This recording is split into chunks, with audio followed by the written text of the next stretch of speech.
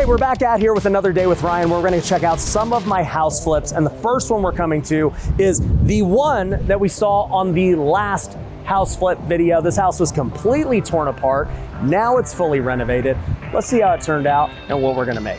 All right, so a couple of things. So number one, it's funny.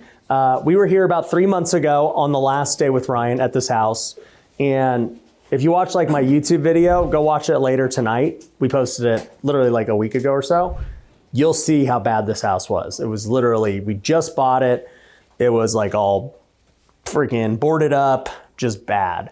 So I'm actually surprised they fixed it up this quick, and it's been 3 days on the market now. But while we were driving by, it's funny, we were supposed to go to another house that was on Jones. That's why he's like, oh, you guys gonna get out? And I'm like, that's the house? I don't know if we should be getting out right now. Like it looks pretty sketched. I'm like, there's 2 cars out there. I don't know if those are ours or what. He's like, well, we own it. And I'm like, no, those, they're working. I'm like, don't we have one across, like right here that I thought we were going to this because I want to see what it looks like. And they're like, oh yeah, you could go to that one. I'm like, why don't you just send us that in the beginning? But anyways, so this house right here, let's see, I'll give you some statistics on it. We bought this for $243,000. All right, we got it from a wholesaler. I don't know what the wholesaler made, and this is a big deal, right? Because a lot of you guys are learning to wholesale. No one cares. No one cares what you make. Like, all I care about is $243, work for me. I could care less if that guy made $5,000 or $50,000. It doesn't matter to me. $243 was a good price, so we bought it. So we bought this on, let's see, I'm looking on Redfin here. So let's see, we bought this, sale history, Redfin has no idea tight. Javi, can you look it up? Sure. But I know we bought it probably like 4-ish months ago. I wanna say December we bought it because we were here in January and we had just pretty much bought it. So they got it done pretty quick.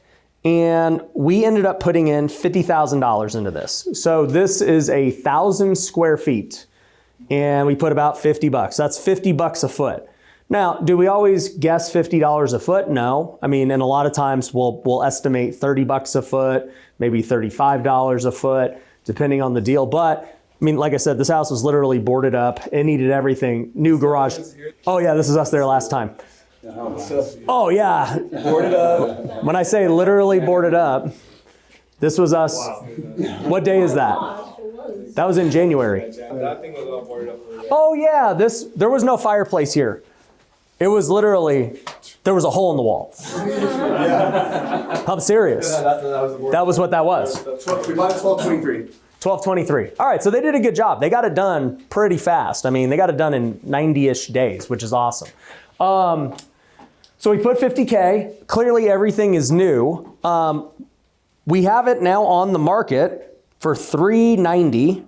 So we bought it for $243, put $50K in, so that's $293 plus all of our holding costs, realtor fees, all this stuff. I mean, figure that's about 10%, let's just call it, because we haven't held it very long. So call that 30 grand. So what is that? 293 plus 30 grand. I just do back of napkin math when I'm doing deals. I mean, that's 325-ish is our all-in price. We're listed at 390, okay? So we will net, if we get our price, 65 grand. So I'm down with that, right? I'll buy a boarded up piece of crap that no one else wants. This house has all the things that scare a lot of investors, by the way. It's in a bad area, which, by the way, this is where I grew up. So, I mean, like I literally, the mall's down the street. You'd catch me at the mall growing up. All this stuff. It had holes in the wall. It's on a main street. People tell you not to buy any of these things. I don't care. All I do is I look at the numbers and I'm like, hey, the numbers pencil out. Yeah, do I give it a discount because it's on a main street? Yeah, right? If maybe the ARV, the after repair value is, call it 410 for one that's not on a main street or something else, cool. But this is still gonna be worth 380, 390. Somebody will still buy this. So, we bought it, put all that money in, and we just listed it 3 days ago. So hopefully we get an offer here very soon and we'll make a bunch of money. But yeah, I mean, you saw Daniel post, that was literally just open. So they added a little mini fireplace. It's interesting. They didn't do the fireplace big and thick because this is a small space. So we don't want to have this huge thing jetting out, taking more space. Obviously, we opened up the kitchen. The kitchen, before, I want to say, had a different layout. I think, it had like an island right here, just blocking everything. So, we put this floating island, everything else looks good. And then another thing that happened last time was, this was a 3-bedroom, 1.5 bath. And so really hard to sell a 1.5 bath for 3-bedroom. So when I was here, I actually was looking through it and I was like, where the heck are we gonna put another bath? Like, I don't see a way to do it, because the half bath didn't have enough room. But what they ended up doing, shout out to my project manager, Daniel, because I didn't think he could do it. I was like, bro, are you sure this can become a 3-2? Because the difference between a 3 1.5 and a 3-2 is huge. Like, we're talking, that could cost us $40,000 in ARV. I was like, if you can't figure out how to make this a 3-2, we might have bought a bad deal. And what he did was something I'd never seen. You'll see it on this room that's right behind Javi when you guys get a chance to go over there. But what he did was, the closet turned into a bathroom. And then the half bath turned into the closet. I was like, oh, I've never seen that. Like, that was creative. And all your plumbing's like, around here anyway, so it was easy. So he did a great job. So now it is truly a 3-2 with a 2-car garage. And, also too, another thing that people always ask me about these flips is like, what about the backyard? And I'm like, yeah. What about it? And they're like, yep. Are you gonna make it look nice? And I'm like, does this area look like anyone values a backyard? Everyone's got cars that haven't been run in years in their backyard, and sheds, and everyone's trying to stay inside. Yeah, like, I don't think they're expecting me to build a pool or an oasis back there. So I do nothing with it. I'm just like, do whatever you want, right? So that's one thing. Another thing people always ask, they're like, what about the fridge? Why do some versus the other? Because this area is most likely going to get an FHA buyer, and FHA requires you to have a livable home the moment they moved in. So it needs microwave, stove, dishwasher, etc. But they don't require a fridge. I don't know why. Okay? And honestly, putting a fridge doesn't make us any money. This house is going to sell for $390 or whatever it gets, with or without a fridge. Somebody's not walking in here like, dude, I love this house, but you know what? I'm not going to offer because it doesn't have a fridge. That ain't happening. So overall, that's kind of like the history and the story behind this. We bought it from a wholesaler. Kind of goes into my strategy I was saying this morning where, hey, my flips, I'm just buying from wholesalers. When it looks like a great deal, I'm pulling the trigger, right? Everything else, I'm trying to wholesale and make money that way. Anyone got any questions on that? Or this house in general? Plans for it? Or do you Yeah. just kinda, I'm just I'm backyard. I'm backyard racist. So, no, if you ever seen my backyard, I put in my own house, my backyard cost me like $300,000. Okay. So like, I love a sick backyard. Okay. But we have a saying at Wealthy Investors, just copy the comps. okay. So whatever the comps have, we just copy it. No one has a backyard. So therefore we don't add a backyard. Same with front. I assume. Same with front. Yeah. Yeah, so go take a look right now. Feel free to walk through the bedrooms. You'll see what I'm talking about with this bedroom over here that's got the master in there. But yeah, take a look around, see everything. Are all your finishes pretty much the same? Yeah. Rinse and repeat? Yeah. That's what's nice about entry level. You can just do the same stuff everywhere. And do you pre-purchase and like that No, inventory? no. No? No, they just get it as needed. Okay. Yeah. It's the same all the time. Is it? Yeah. Like so. Yeah, so we just have a guide. Contractors just follow the same thing every time. I mean, I don't need to reinvent the wheel. Just make it look good with whatever's trending. Like, I haven't seen them do this fireplace. That's like I've never seen them do that kind of like olive green. That's new. I have no input. Yeah, it's like this piece right here. Yeah. And why can't you call? There must have been something there to make them do that.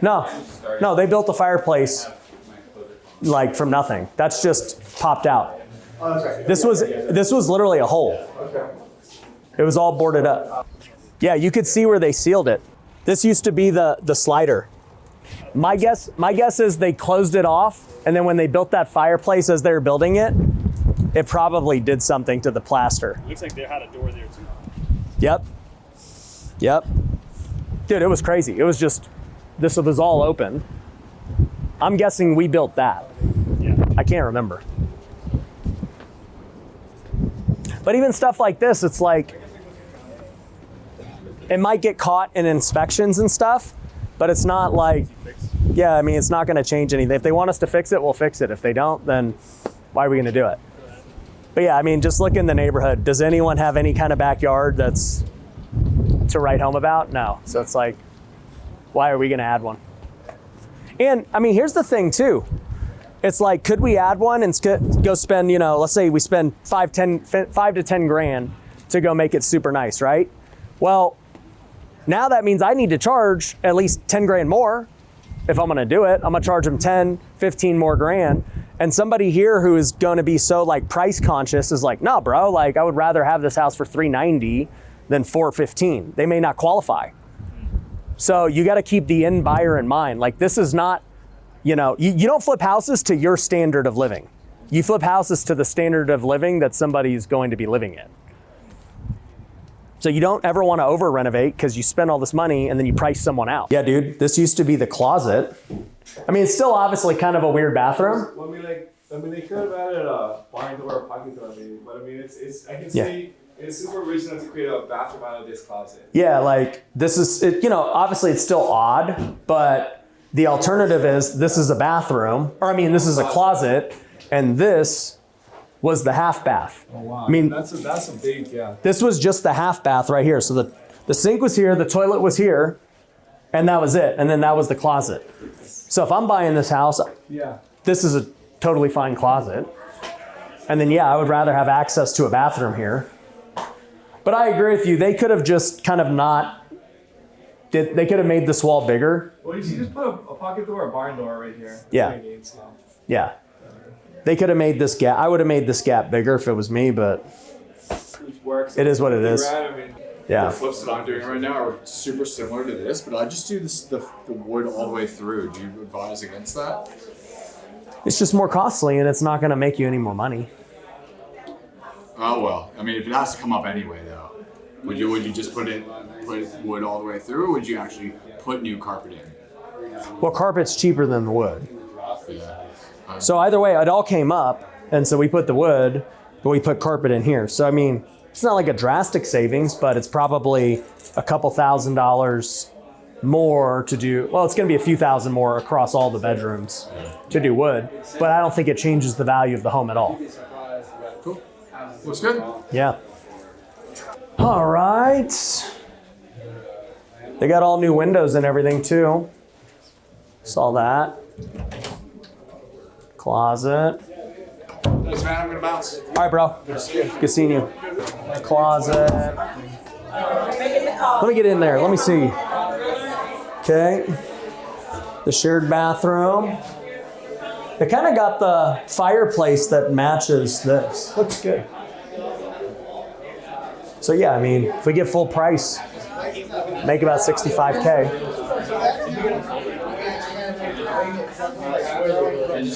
All right, let's get on the bus. Let's go to the next house. Saying you can't buy in bad areas or.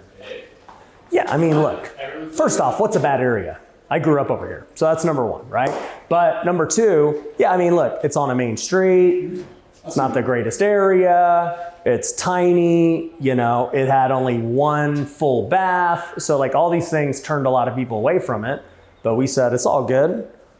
We'll figure out a way to get a second bath. It may not be the most ideal, but we'll find a way. We'll clean it all up. We'll make it really nice for somebody here. And it's like, dude, in Vegas to get a 3-2 right now for under 400K is unheard of. So this house is gonna be really good for somebody who's on a budget looking for an affordable home. And it's right next to freeways, it's right next to the strip, it's right next to like conveniently located. So it's gonna be a good home for someone. All right, everyone's here. Your last one? Hey, so this is on my Instagram if you guys wanna watch it later, but we were here 3 months ago. And if you saw this reel, we just bought this house yesterday. The person got evicted and left us quite the surprise. So check out all this cool free stuff that we get with the house. I mean, everybody wants a satellite in their living room. And the backyard is great. I mean, look at all this great stuff that they left us with. There's a nice iron right there. There's some rods. I mean, the pool has a really good tarp so that water doesn't get inside of it. And then I like that they're really warning us not to enter and open these doors, and that they're respecting the Sabbath, not using the washing machine. So yeah, it's really, and I don't really even want to open the door because I'm not JT, so I don't want to, it says don't do it unless you're JT. But it looks like JT had a lot going on in here. So anyways, I love flipping houses, guys. Definition of a hoarder house. It literally took 7 dumpsters, like massive dumpsters, to get rid of it. It was nuts. So I'm even shocked looking at it. Like the pool doesn't have a tarp anymore. There's water in it. Yeah, it was crazy. So yeah, if you go on my Instagram, you guys can go watch it later. But yeah, like just looking at this house, it's interesting because the kitchen was not right here. It was originally, there was a wall right here. So it was all blocked off. And then the kitchen was this. Just only in this room, you could see the kitchen. So we kicked out the wall, opened up everything, and now made the kitchen like the whole centerpiece of the house. And so now, you know, there's kind of like 2 living rooms, right? You kind of got like a living room over there. You could put a living room over there, you know, all that stuff, or use a dining room right here, whatever you choose to do, right? The layout's way better. I'm also really surprised at how quickly, I mean, this is almost done. So they're pretty much just doing final touches around here. But, you know, this is a little higher end house. You know, you can't see it from here, but this is a 2-tone cabinet. So there's natural wood on this side and then white cabinet. Oh, actually you do see it. You see it right here. So these tops are natural. The bottoms are white. These bottoms are natural. Real quick numbers on this house. We bought this on the MLS. You know, a guy actually wholesaled it to us, one of our students. He'll be here tomorrow. His name's Ray Rodriguez. He's been with us for years. He wholesaled it to me on the MLS for $430,000. Once again, I don't really care what he made. I have no idea. Don't matter to me. We're going to end up putting about $75,000 to $80,000 into this. So it's a bigger house. I mean, this is like 2,000 square feet. You'll see all the bedrooms are over there. So it's a bigger house, better area. So all in all, you know, 430 purchase, call it 75, 80K rehab. That's, you know, 510, give or take.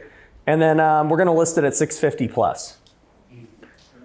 So, you know, we'll be all in at 510. You got holding cost, etc. Maybe our break-even point's like 560, 570, give or take. And we list at 650, we'll make about 70K. So for me, it's interesting. When we would flip, I would literally buy 10 houses a month, okay? That was what I used to do. And it was great. I would totally buy on volume. I'd buy saying, hey, if this house could make 25K, let's buy them all, right? So I'd buy house for 20, you know, make 25K, make 25K, make 25K. And then, you know, the market turned and you get burned having all these houses you got to manage. I had 70 flips going on at once, managing all this construction, all this stuff. And now I'm just like, dude, it's way easier to wholesale. We're just going to wholesale at volume.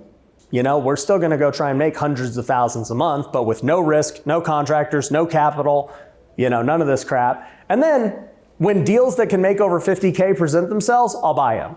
So he's like, hey, nobody wants to buy this deal. You want to buy it? I'm like, sure.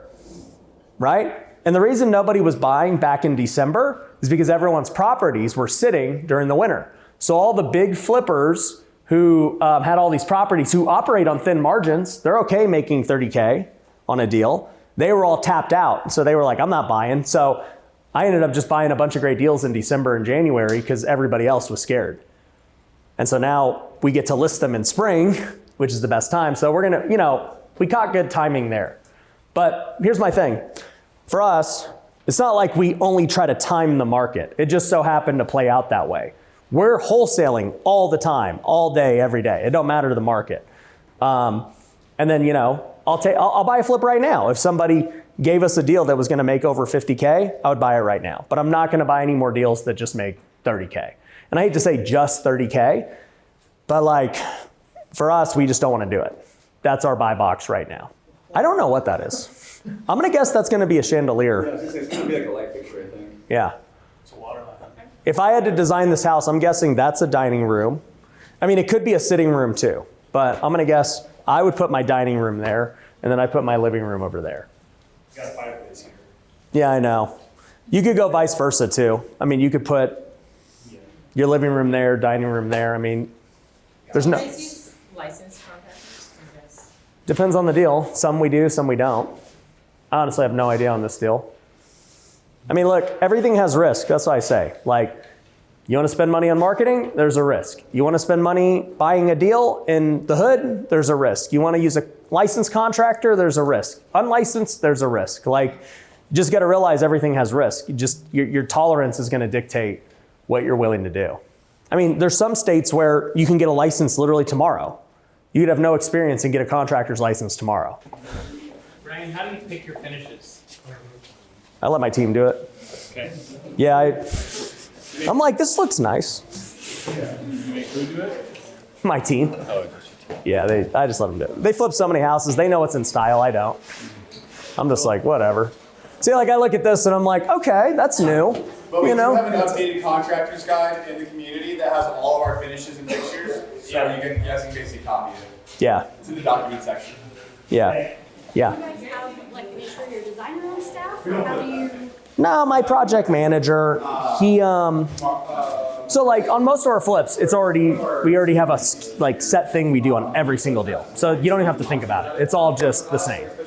Yeah, so it's like, we do it one time, okay, houses at this price point, it's always the same. Like this floor is the exact same as the other floor. That counter is the exact same. I mean, these cabinets are the exact same. He just added a little two-tone on this. But other than that, it's pretty much the same. Otherwise, I would recommend wholesale. You should not do that. Way less risk. Let's see how this looks. And then in your Yeah, a little bar. you can like drive and like touch it. Yeah. You got a bathroom.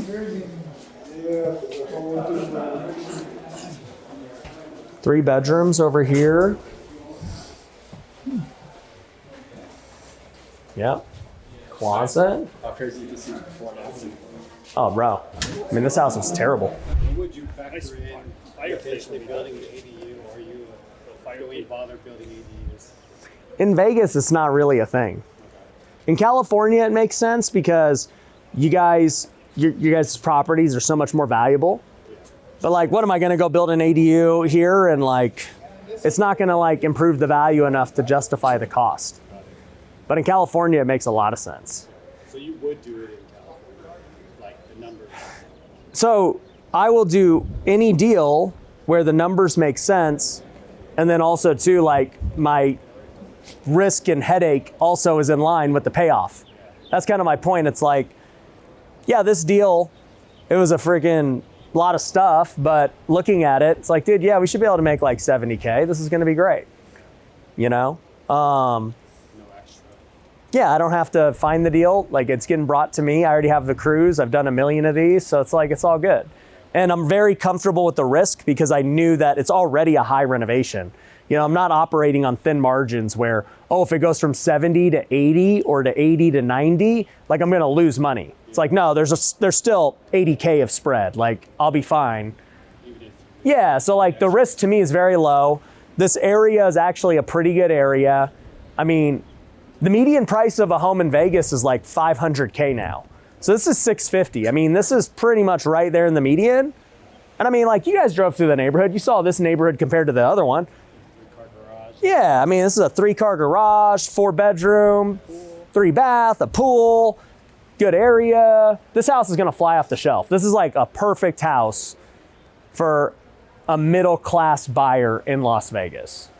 That house is for, you know, or the other one is definitely for like, not even an entry level, but like a super rock bottom price buyer. That's the cheapest house in Las Vegas. I mean, seriously, that's the cheapest you could get a brand new single family home, you know, 3.2. There ain't houses for $390 in Vegas anymore.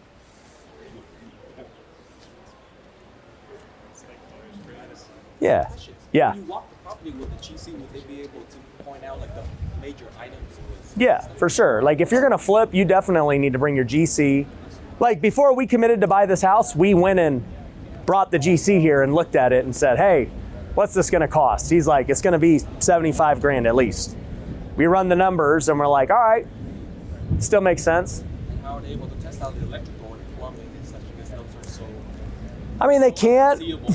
Yeah, I mean, they can't, but I mean, you just kind of look at it and you're like, yeah, I mean, even if it is a problem, we still have enough margin that it's not gonna kill us. But yeah, if we were operating on super tight margins, yeah, we're gonna have to like really check all those things at a super high level. But you know, like this one had a tenant who got evicted, so we couldn't even test the inside. We saw pictures and we looked at it and we were like, this is a piece of crap. And you know, we just based it on, all right, you know, 80K basically on a 2,000 square foot house is 40 bucks a foot. Like, we should be pretty safe at that number.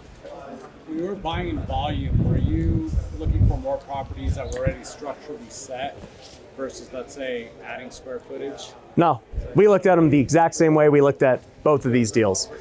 Just the numbers are the numbers. Hey, do we got to add a bathroom? Do we need to, how big's the rehab? A deal's a deal. I just looked at them all. But here's the thing, the bigger the renovation, the bigger spread you need in profit. Because it's gonna take more time, more headache, more stress, and then holding cost, and it's more likely to go over budget when it's a huge renovation. So like, I gotta get a much bigger profit margin on a bit. So this needed a bigger profit margin. Now, there are houses I'll buy that literally don't need anything. You know what, I'll take a thin margin on those. Like if somebody gave me a great house that's like, hey, you know, it needs nothing, we just need someone to buy it right now, this very moment, you could relist it tomorrow and sell it, yeah, I'll take a much thinner margin on that. I might be down to make 30K on that, you know, just because it's so safe and easy. A wholesale. Yeah, it's a wholesale, that's what we call them. So every deal is different. That's why developers got to make 6 figures. It takes a long time to go build something from scratch and do it.